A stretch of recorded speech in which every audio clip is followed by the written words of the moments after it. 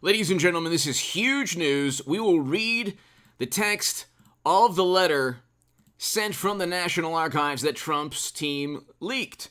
So MSNBC News, Trump team leaks National Archives letter, hurts its own cause. The opposite is true.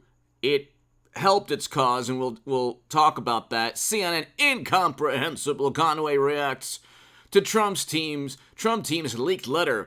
Of course they're upset, and they're trying to turn it into a loss for Trump. It actually proves that our current president, mashed potato brains, is, I would say, the mastermind, but you'd have to be coherent and cognizant of what's going on. Let's just say, behind everything, you have the current administration going after a former president. What a wonderful precedent to set. Norms and traditions yet again being ripped to shreds by Democrats. Independent. Okay, so then there's another article on that. Radar Online, leaked White House letter proves Biden administration new Federal Bureau of Investigation wanted access to classified material in boxes at Donald Trump's Mar-a-Lago. Now, here's the interesting thing about this letter that Trump's team released. And hit subscribe to this channel. It's a very, very important segment. Share this everywhere. I'm going to be talking about this a lot today. I'm going to do a segment on H.A. Goodman's other channel on this, where I will read the entire letter on H.A. Goodman's other channel. So, definitely watch that. And hit subscribe to the Stock Market Crash channel as well. Everything's tanking, unfortunately, like I said it would. And I predicted all this recession, all of that in October and September of 2021. If you look at the letter, and Just the News has the full, to John Solomon's Just the News has the full text of the National Archives letter to Trump on classified documents. The summary of it is basically the National Archives, in association with the Biden administration, or in conjunction or in cahoots with the Biden administration, want Trump to return classified documents, and they're going to do a damage assessment on it because, you know, those boxes, as opposed to private servers funneling top secret and special access program intelligence on Clinton's servers for 4 years, where Comey stated it's almost certain that adversarial nations infiltrated those networks outside of the United States government, and that there were violations of the law, evidence where the law was broken, but no reasonable prosecutor would indict those servers with top secret and special access program intelligence. Apparently that's okay. And Clinton did not have the ability to declassify anything at will like Trump did. I want a Hillary Trump 2024, by the way. And you know that. And we need to relive 2016. But the interesting thing with what Trump did, and the difference, that there are numerous differences. One is like the Mount Everest of making a mockery of classified intelligence. President Obama had endless amounts of classified data floating outside of the United States government. Okay, outside of the United States government. That's why Comey wrote his letter. It was a failed cover-up, and they found even more classified data right before November of 2016. But here, the biggest difference is that you have boxes of a former president, okay? He didn't have secret servers to hide his communication, all right? He was in talks with the National Archives and the Federal Bureau of Investigation. According to this letter, and we'll read a little of it, and go to H.A. Goodman's other channel today, and I'll read the whole thing. But according to this letter, the National Archives is saying, well, we're in communication with the current administration, and the current administration, in addition to the intelligence community, wants to review all the information that you have because it's very important for current business. So the Assistant Attorney General, quote, the Assistant Attorney General has advised me that there is no precedent for an assertion of executive privilege by a former president against an incumbent president to prevent the latter from obtaining from NARA presidential records belonging to the federal government, quote, where such records contain information that is needed for the conduct of current business of the incumbent president's office and that is not otherwise available. Really? Really? So the current administration of mashed potato brains needs the documents that Trump has in Mar-a-Lago that he's been talking about with the National Archives. And I believe he's already given a list of documents that he has, all the documents that he has, to the National Archives. And you could see here the National Archives says, well, you have this number of classified communication and 700 pages. So here, those conditions are satisfied here, as the Department of Justice National Security Division explained to you on April 29, 2022. So this is not secret. These aren't secret servers where he's trying to get away with hiding his information from the United States government. This is a former president who wants a library and who wants to keep like 30 million pages that President Obama had that apparently all are unclassified.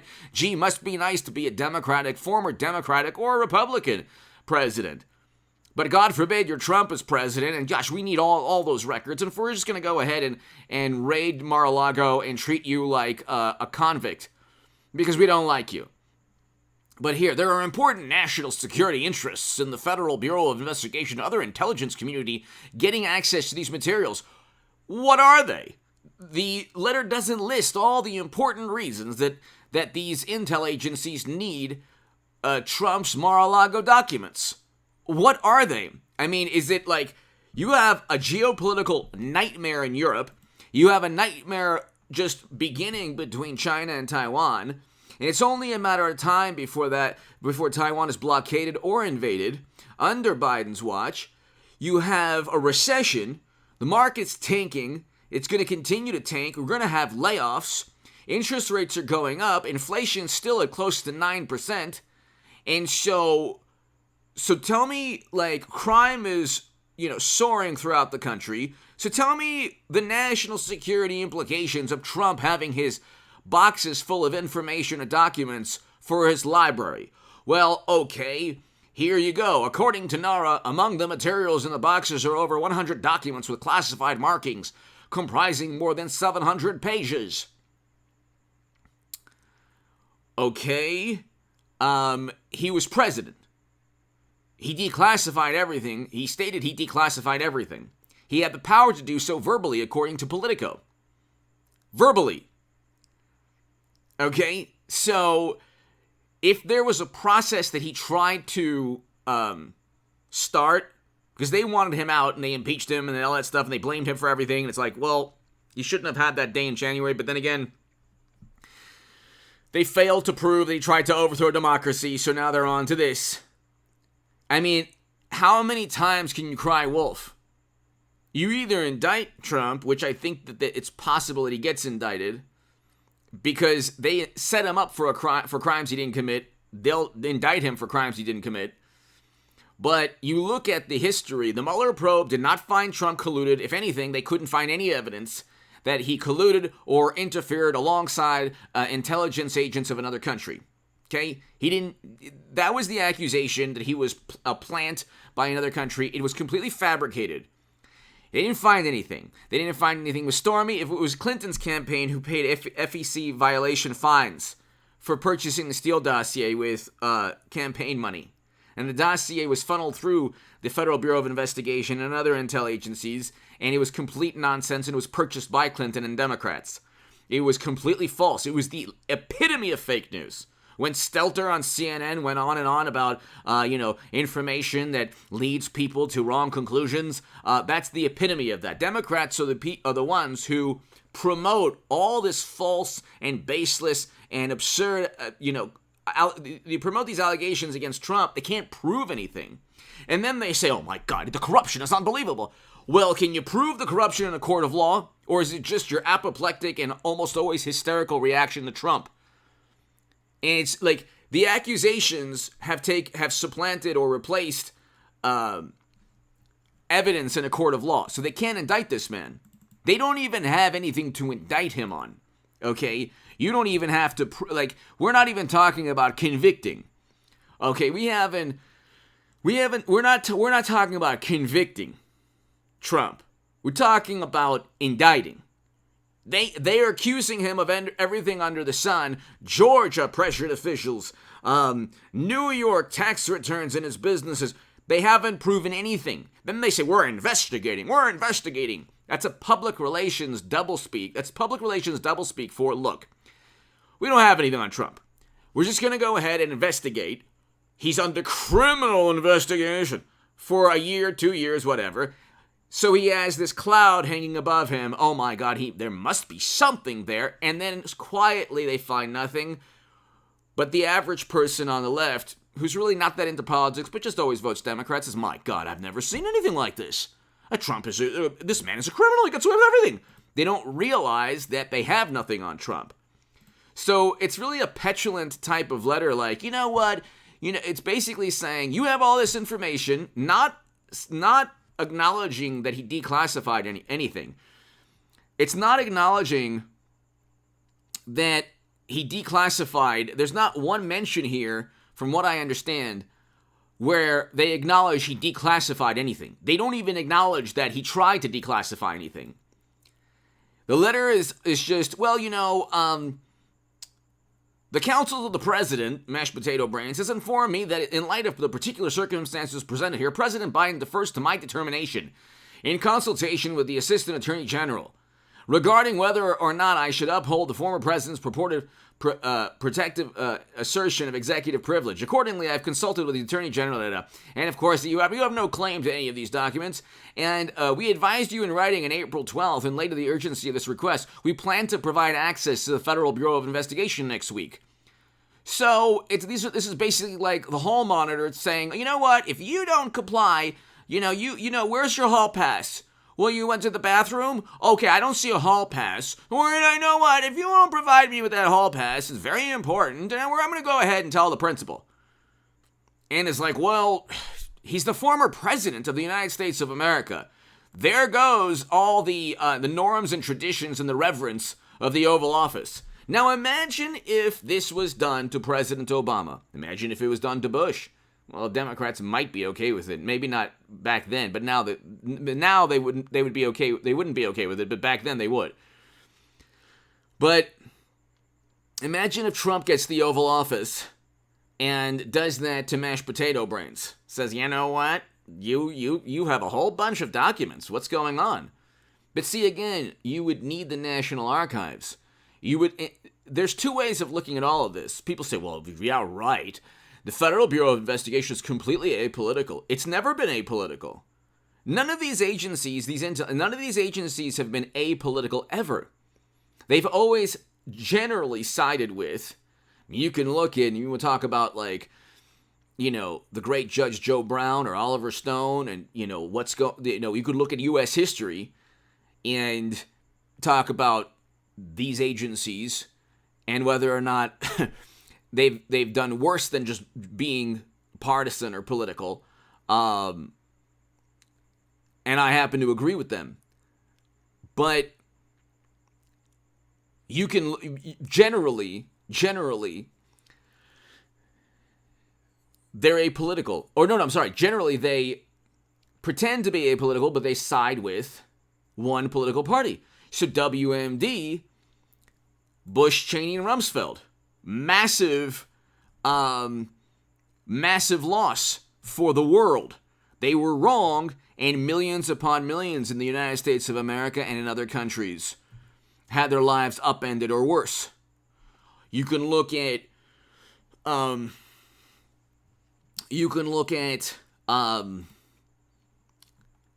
not only the intelligence agencies being wrong, but why they're wrong.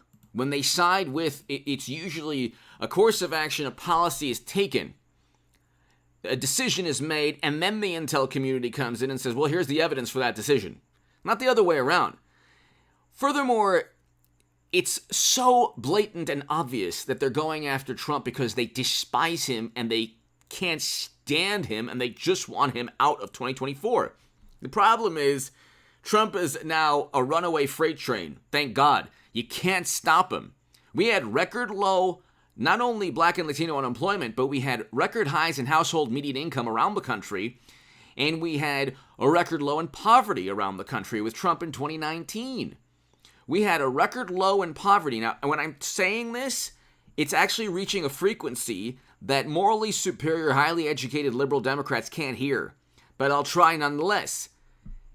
According to CNN and all the data, okay, not just CNN, you can look at the St. Louis Fed, you can look at the charts. Household median income hit a record high. Personal incomes hit record highs. People were making more money than ever. Real wages were up. They weren't down 4.4% because of inflation. And you tell me how from what I understand, you look, food prices went up. You tell me how inflation, I understand how they manipulate the numbers, but you tell me how inflation went down when food prices went up. Or food prices are going up. And you can look at oil prices, they're going way back up. Okay, so you can look at oil prices, they're slowly creeping back up. Okay? And Brent crude is above $100.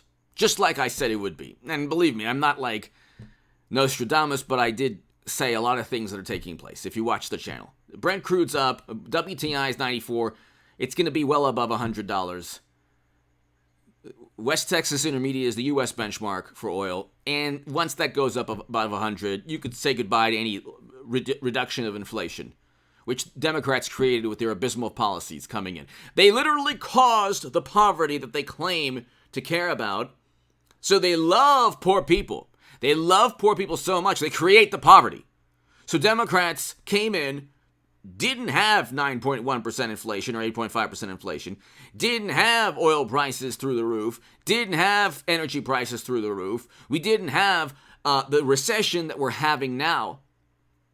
It was like a V-shaped recovery, and this would never have happened under Trump. It would never have happened under Trump. And you say, well, tax cuts, look at the deficit now.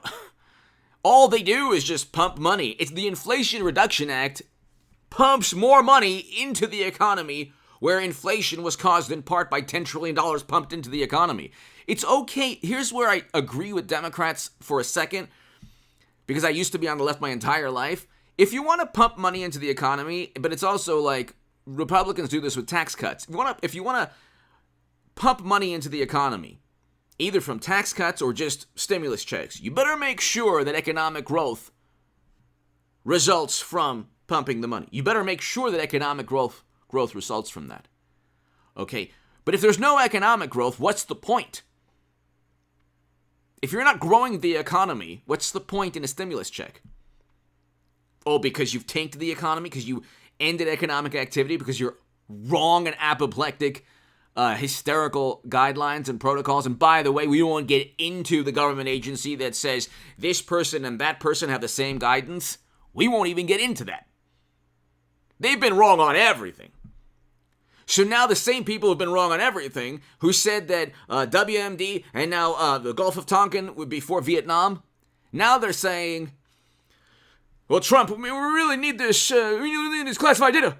It's really important. It's like, well, you spent about a year and a half. What is it that mashed potato brains can't do without Trump's Mar-a-Lago boxes?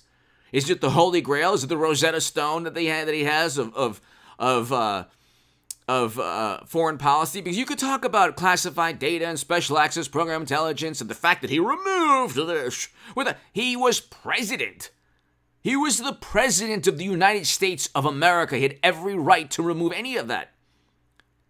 Because that's what presidents have that ability to do, just that.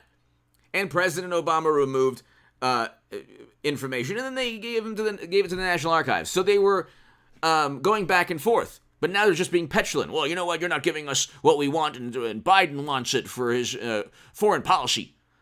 Well, okay. Is this the same as top secret intelligence on Clinton's servers, where nobody in the U.S. government had access? Interestingly enough, the James Comey and the Federal Bureau of Investigation, in the most conciliatory manner, negotiated a return. They didn't go into the homes of Bill and Hillary and take all of the servers and all of the data and all the information. Oh, no. They negotiated. I mean, you could look at the way Clinton was treated and the way Trump, it's like completely different. Huge damage to national security. Oh, and then they want to assess the damage to national security. It's like, give me a break. Anyway, I'll be doing more about this. Huge news. Hit subscribe to this channel. MSNBC, CNN, Just the News, Radar Online. It's everywhere. I'll be talking about this a lot. This is a huge, huge topic. Thanks.